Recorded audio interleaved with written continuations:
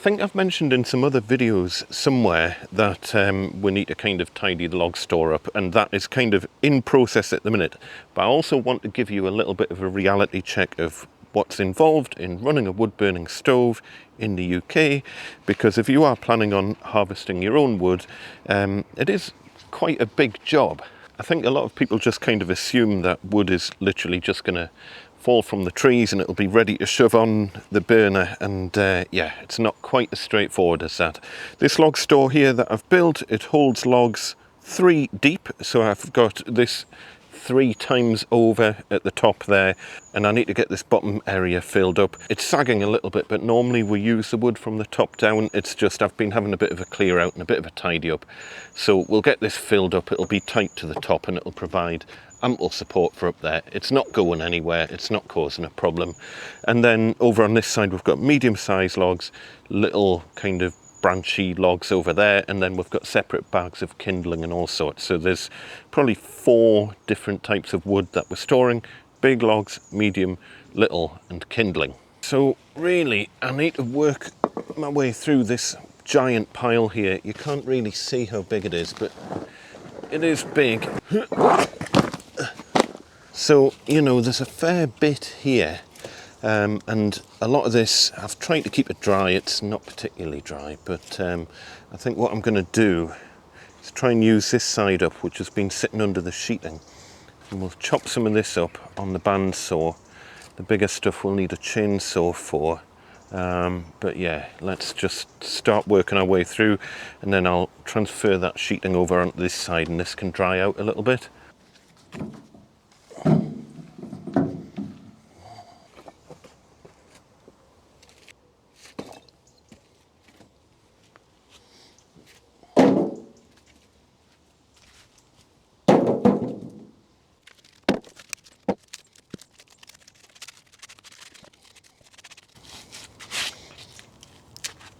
Now, I can't quite remember what sort of wood this is, but all sorts of stuff lives under the bark, so I don't particularly want all those creatures coming into our house, so I tend to clear that all off before taking it away for chopping.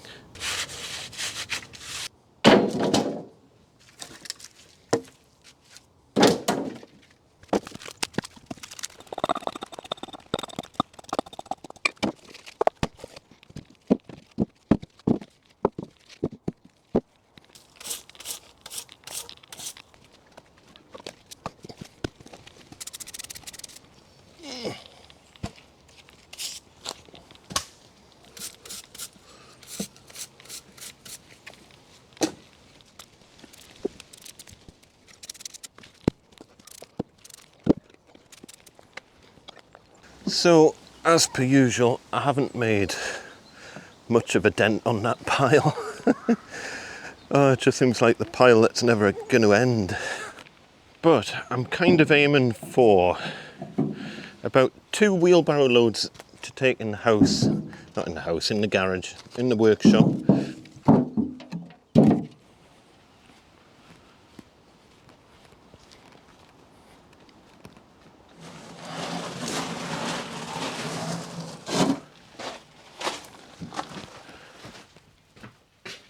This is why any more than 2 wheelbarrows is kind of, you just run out of room.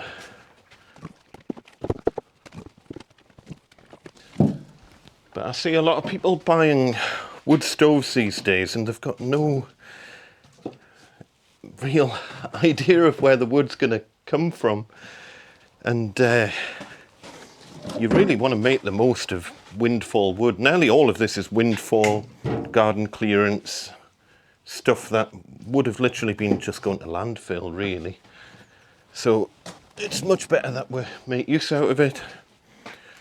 We've got a really efficient stove. I've already made a video about the stove. So it's better that we at least get heat from this, rather than it all just going to waste.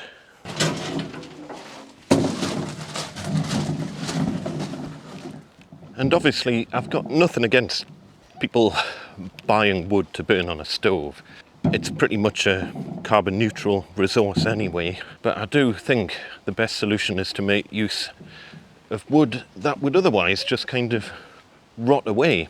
So that's all the wood that's for the bandsaw. I've then got this pile here, and I'm going to put this through the wood chipper later on because it's not in particularly good condition for burning. I'm just going to shove it here for now. As long as it's nice and straight, not too thick, then that'll give us a free supply of mulch for the garden. About 2-inch diameter is about the biggest I can get through my chipper. And then I'm left with a chainsaw pile. So all of this stuff, far too big to get on my bandsaw, and also far too big to get on a wood burning stove, so it needs a bit of extra processing. And yeah, as I say, really the chainsaw is the tool for that. And the maul. It's a splitting maul, but it needs chopped up a bit first. I'm just moving it not very far.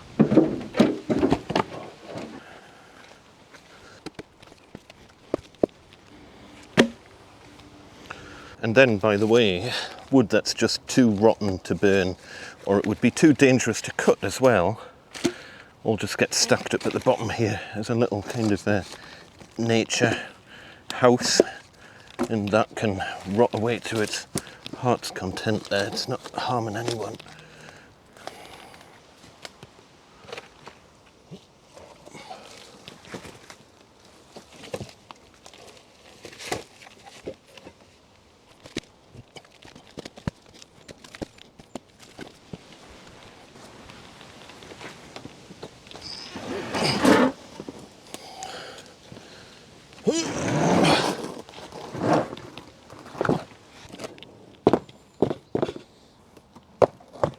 And we're always kind of thinking into the future of, obviously, that supply under the covers there, that's probably now going to be for next year. I think we've got enough wood here to completely fill up the log store and have everything we need to burn over this coming winter. But what I'm also thinking now is at some point we've decided this sycamore is going to go a journey, because there's too many trees far too close to each other here, and this tends to just harbour green fly. We'll do it once the leaves have all fallen, and that'll then be another big supply of decent sized wood from here. It's about 5-inch at the base or thereabouts. There's also potentially this old elder here, which is mixed in with, not entirely sure what that is, hawthorn maybe? I think it's a hawthorn, but this elder is dead and just kind of stuck in the middle of it. At the minute, we'll leave it, the woodpeckers will like it, but what tends to happen is that if you leave dead trees like that, it just all kind of falls in the river and it ends up blocking the river. And there's already various branches and things from, we had some heavy rain and wind the other day, and it gets stuck, and once you get one bit of wood stuck in the river, everything just bunches up behind it, and eventually you've got a bigger problem on your hands. So yeah, some of this will need to come out just as part of riverbank management really, but we'll like to leave something for the woodpeckers. And by the way, someone at some point is going to have to deal with that problem over there. It's a giant old ash tree by the looks of it. Very, very old, but it's just perched on the riverbank, and every time I see it, it's a little bit more leaning over, and at some point that's going to go all the way and completely block the river. Oh, and as well as the stuff that we're keeping here to mulch, we've got kind of a natural hedge going here, which is just where old leftover branches and things go at the kind of boundaries of the property. But if we run out of things to put through the chipper, this is kind of our infinite free supply of stuff that we've chopped down over the course of the year. So the weather's forecast to go a bit rubbish, so I think I'm going to do the chainsawing first. Chainsaw chaps, absolutely essential in my view. This basically means if you accidentally chainsaw your leg, this will kind of keep you vaguely alive.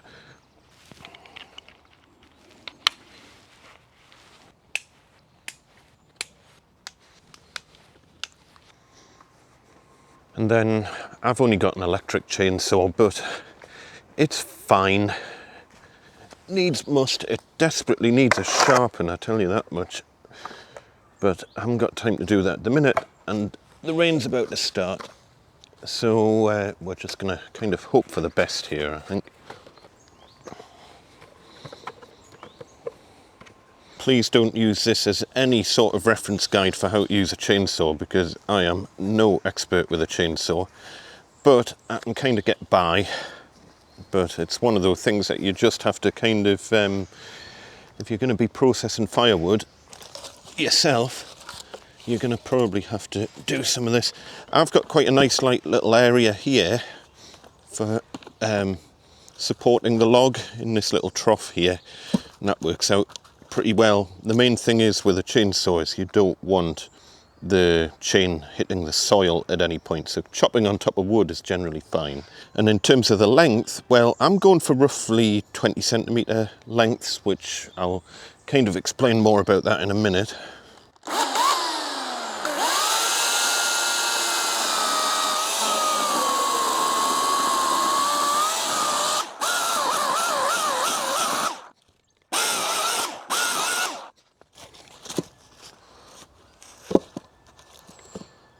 This one, we'll probably get away with doing this in half.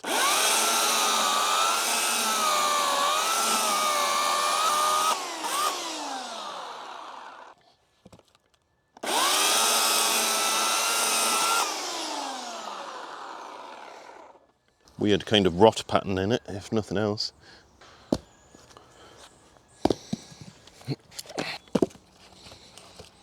Right, that knot needs to go. That's going to be a nightmare to cut.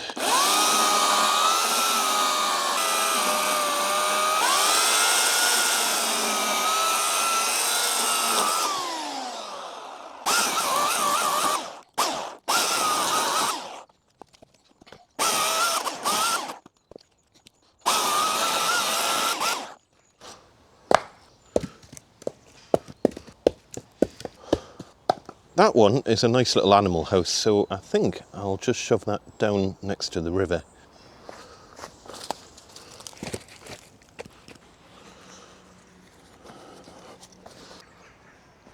I might save chainsaw sharpening for a future video, because it's lived to see another day, that one.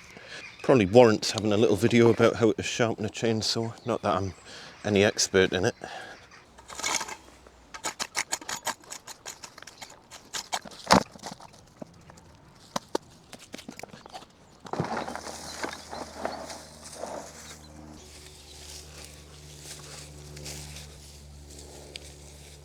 The heat coming off this compost heap at the minute is phenomenal.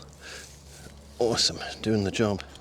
Next we're up to the splitting, and I'm hoping these will split relatively easily, but that's famous last words. Let's just go for it. Nope.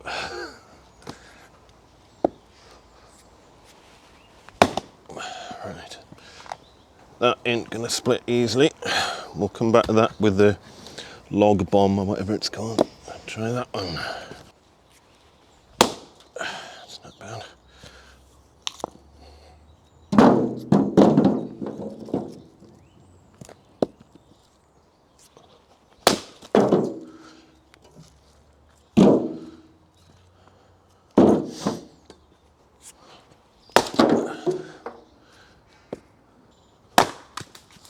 I could really do with something to stop the logs going down the hill here whenever I split them.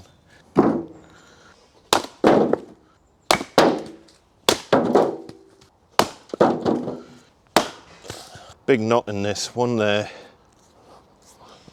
to start.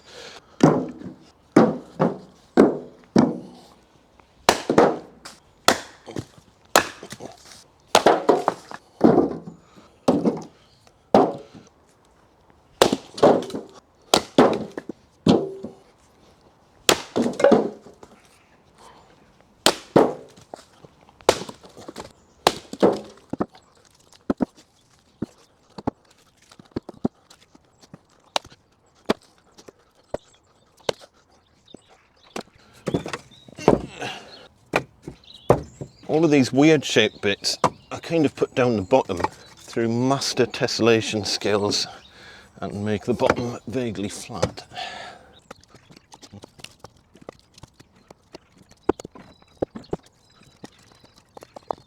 I've got this one, this is only one I've not been able to do, so try the wood grenade on it.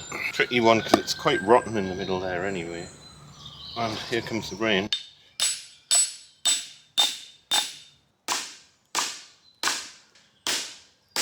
It's going. Yeah. That might. That'll do. It's raining, so I need to get this put away.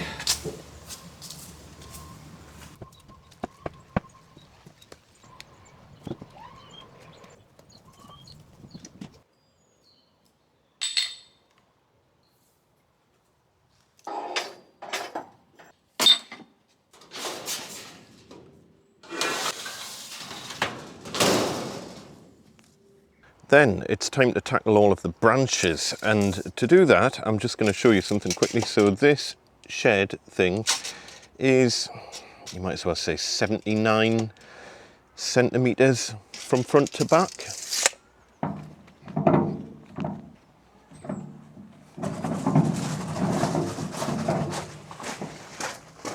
.79 centimeters divided by 3 is about 26 centimeters per log we're looking for. And I've got my bandsaw fence set to, well, it's pretty much 26 centimeters actually, but I'm never going to be pushing the branch or the log directly up against the fence. I'll tell you why in a minute. So we might as well say we're going for about, what, 24, 25 or thereabouts. So if I just go for one quick test cut, and really this is a prime example of a piece of wood that's a bit of a pain in the neck to cut because it's far from flat. And what you have to be really careful of with a bandsaw is that if you cut stuff like that, imagine what happens after the cut. Well, that bit of wood's going to shoot downwards, and what can happen is that the wood can bind across to the fence, and you really don't want that happening because it can basically force the bandsaw blade off the wheels. So I'm always keeping about a centimetre gap at that end there. So I'm just going to cut there, that'll do. A little bit awkward since the camera's in the road, but let me just turn it off. That is kind of the length that we're aiming for. And just checking that against our particular stove, you can see that's going to fit in absolutely fine. We could get away with it a little bit bigger, but then we wouldn't be able to fit the logs 3 deep in the log store. So I really want to maximise how much we can fit in the log store. And if that means going for very slightly shorter logs, then that's absolutely fine. But obviously if you've got a bigger log store, then you might as well go to the full width of your stove, probably knock off a couple of centimetres either end, but you could certainly go a little bit wider than that, is my point. But obviously when you're chopping your wood for the first time, if you've never done this before, do check that you're actually chopping it to a size that's going to fit in your stove. General rule of thumb here is don't do what I'm doing. Don't try this at home. I don't recommend using a bandsaw to cut bits of wood that aren't flat, because it is dangerous. But I'm showing you what I'm doing to process firewood. I'm not recommending you do it that way. Obviously, I have to say that.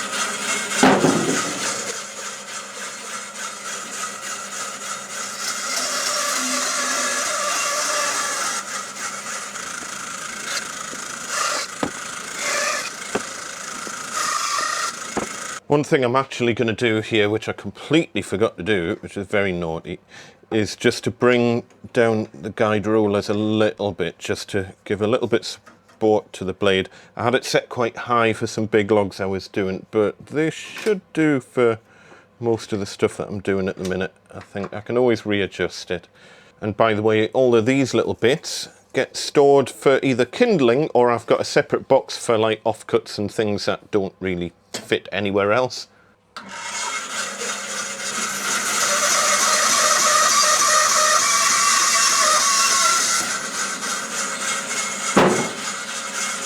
Knobbly bits like this I cut off first, but very carefully.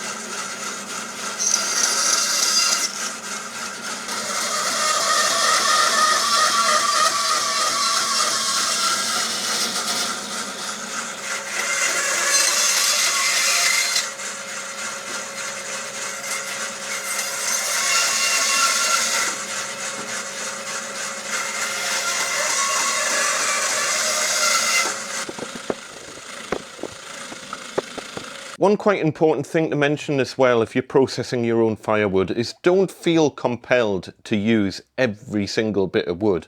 For example, this bit here, it's got like 1 billion knots in it, and on top of that, so it's not particularly flat, which is going to make it really unsafe to cut, and all the bark is kind of half falling off as well, and I can guarantee underneath this bark there will be 1 million bugs, like wood lice, spiders, and all sorts of things will be living underneath this bark, and I don't particularly want that coming in our house. So this will get disposed of and just put at the bottom of the garden with the nature pile wood. It's just not worth the risk of trying to cut it up. So at the end of all that, we've got about 1.5 barrows worth of logs for the log store. We've got a whole load of odd-shaped offcuts, and we've got about 1.5 buckets of kindling as well.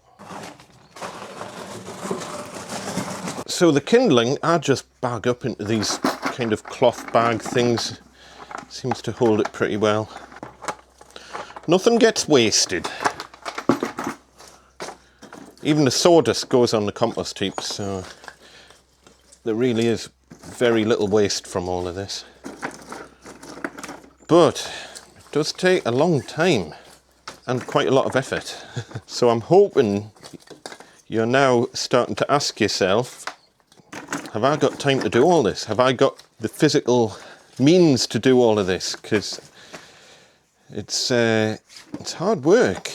As I say, if you're getting your firewood delivered, it's a different matter, but I'm specifically talking about processing your own firewood.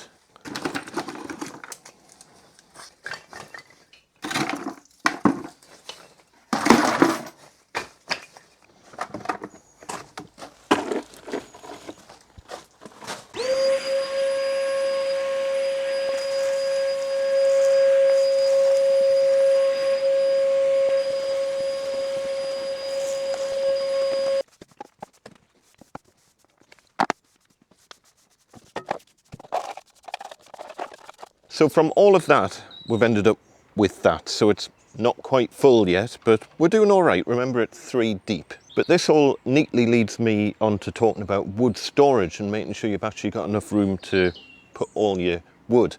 Because wood can't just be chopped down and burnt. It needs to dry out.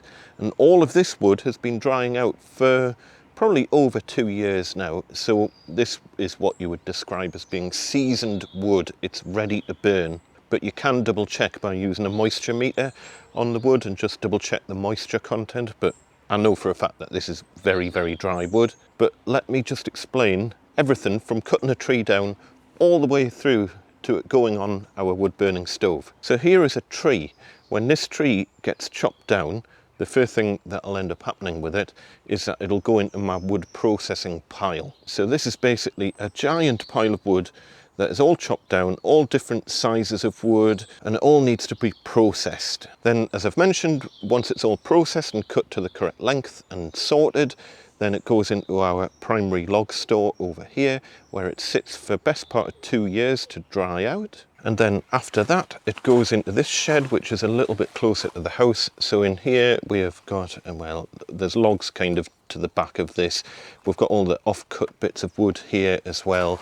And we've got bags of kindling and all sorts. And this is just basically ready, dried out, easy to access over the winter. So we don't have to walk to the bottom of the garden to get wood for the fire. But it doesn't end there. Because after that, obviously we need somewhere to store the wood inside the house. So we're using this crate that I made many, many years ago. This was originally designed for vinyl, but it's ended up being perfect as a log storing crate. But yeah, we'll basically keep bigger logs in here, and then we'll keep kindling and fire lighters and bits and pieces in here. And that is basically it. From that point onwards, we are ready to light the fire. I'm not going to go into the details of how to light a wood burning stove in this video because I've already made a video all about that on the Gosforth Handyman channel, going into a lot of the stuff surrounding things like emissions and how to make sure you light a fire properly so you don't get any smoke off it and things like that. Obviously, on top of that, you also need to take into account actual maintenance of your chimney and stove as well. We've just had ours done for the year and it's all signed off and certified by an approved chimney sweep. And obviously you should have some periodic maintenance of the stove itself every now and then. So folks, let me know what you think. What do you do for firewood processing? How many log stores have you got? How much space for logs have you got? As I say, this is about 80 centimeters deep, and I would say at a guess it's about 1.5 meters wide, and I will measure it and put the actual figure on the screen. But I don't want to put you off from owning a wood burning stove because they are amazing. They make use of what is effectively a waste product. Remember, if wood just sits rotting down on the ground, it gives off carbon dioxide anyway as it rots down. So it does make sense to make use, especially of windfall wood that would have just rotted away anyway. As long as it's properly dried out and you've got a nice hot burn on your fire where you've got minimal amounts of smoke, then it is a very efficient way, as I say, of making use of what is otherwise a waste material. If you want to argue about the pros and cons of wood burning stoves, head over to Twitter, Gosforth Andy on Twitter. I'll include a link to that in the description as well, because it's always fun arguing with people about burning wood and keeping warm. But hopefully this has just been a little bit of a reality check for you. I would say every year to process my own firewood, from cutting down the tree to processing it, shoving it all in the log store, rotating it, making sure that it's all drying out properly and all that sort of thing, it's probably about a week's worth of physical work per year. Be interesting to know how that compares to you guys. Would you say that's about reasonable? I think that's reasonable to process a year's worth of firewood. Oh, my legs are hurting. And obviously we're only using this kind of on an occasional basis. We don't use it as our primary heat source. It's kind of an additional supplementary heat source for the coldest days in winter, just to try and bring our bills down a bit, because our heating bills are just through the roof. Hopefully that's been of some use to you, but hopefully it's also helped to kind of open your eyes a little bit as to what's involved, because it's not a walk in the park. It's a lot of physical work. You've got to have the space, the storage, the tools. You need to know how to use the tools. My background's in woodworking, so I know how to use all of that stuff. But if you don't, you could end up doing yourself a serious injury as well. But obviously, if you're happy to just buy your own firewood, that's a whole different argument for a different day. But it's still a renewable source. I have no problem with it whatsoever. But I'm sure the haters will be around saying that you're worse than the devil. Anyway, folks, as per usual, be nice to one another and look after each other. We shall see you next time. Tatty bye.